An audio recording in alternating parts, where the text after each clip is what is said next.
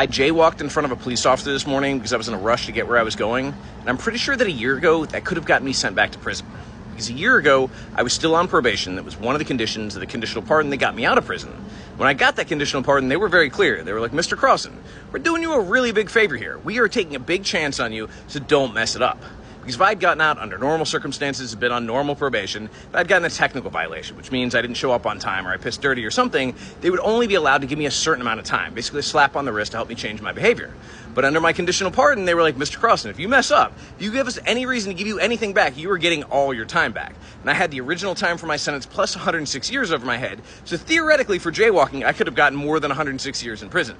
Now, realistically, the cop didn't even look at me twice. When I jaywalked, he was not worried about it. I was wearing my collared shirt and carrying a briefcase. There was definitely some privilege going on there. But at the same time, it was unlikely, but it was one of those things I always worried about. People used to laugh when I would stop and not cross the street when there wasn't a walk sign or other things were going on. They'd be like, bro, what are you doing? I was like, I have some serious things over my head. I have to be really careful. And I do know that the day I got off probation, I was actually on a plane and they didn't clear me in time. And I was really worried that I was going to get violated for that. But it changed my life because all of a sudden I stopped holding my chest so tight. I stopped being so worried about these little things that nobody else worries about. I don't know anybody who actually worries about jaywalking. But for the first time, I was like, you know what?